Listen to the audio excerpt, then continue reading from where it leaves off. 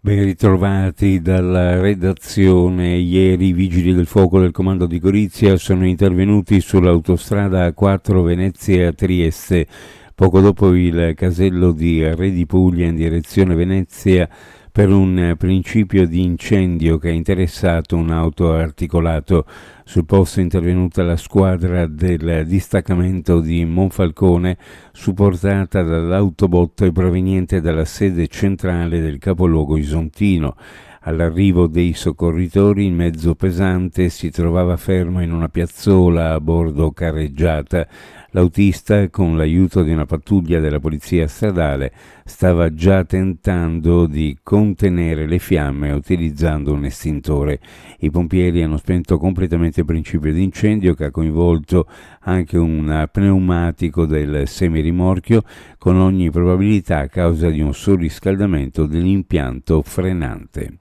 Una ragazza di 19 anni sola in casa è stata minacciata con un coltello da un gruppetto di persone che si è presentato nella sua abitazione, una villetta dove ha compiuto una rapina. È accaduto a Bruniera, Pordenone. La ragazza è stata costretta a indicare i banditi, dove la mamma in quel momento fuori casa custodiva orologi di lusso, oro e preziosi per un ammontare di diverse migliaia di euro. Una volta rapinati i beni, i banditi sono fuggiti a bordo di un'auto che li attendeva poco distante. Udine compie un altro passo in avanti verso una mobilità più sostenibile, inaugurando il nuovo percorso ciclabile che collega il polo scientifico universitario con l'ospedale, andando verso nord con Feletto Umberto. L'infrastruttura è pensata per studenti, lavoratori e cittadini che ogni giorno scelgono la bicicletta come mezzo di spostamento. Con i suoi 2,5 km di pista bidirezionale, il tracciato rappresenta un nuovo segmento della rete ciclabile cittadina, progettato con intento di connettere i quartieri più popolosi della zona nord, l'ospedale civile, il polo dei Rizzi e allo stesso tempo la città con i territori dell'Interland. Uno strumento importante che permetterà alle imprese della regione di avere un percorso molto più semplice per conoscere e utilizzare le linee contributive, gli incentivi che l'amministrazione mette in campo per sostenere le attività produttive del Friuli Venezia Giulia.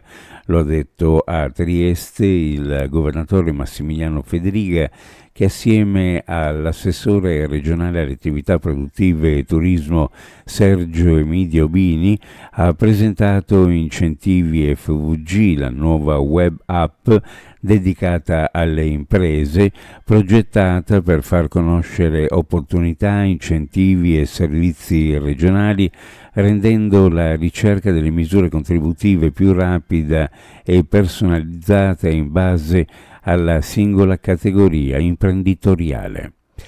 Previsioni meteorologiche per la giornata: tempo stabile con cielo in prevalenza sereno al poco più nuvoloso in montagna, venti di brezza, temperature massime in aumento, specie in pianura dove si torneranno a sfiorare i 30 gradi centigradi, le temperature minime in pianura fra 14 e 17, sulla costa fra 19 e 21 gradi, massime in pianura fra 28 e 30, sulla costa fra 26 e 28 gradi centigradi. Previsioni a cura di ARPA e FVG Meteo. Ed è tutto per il momento con informazione, grazie per averci seguito, a più tardi.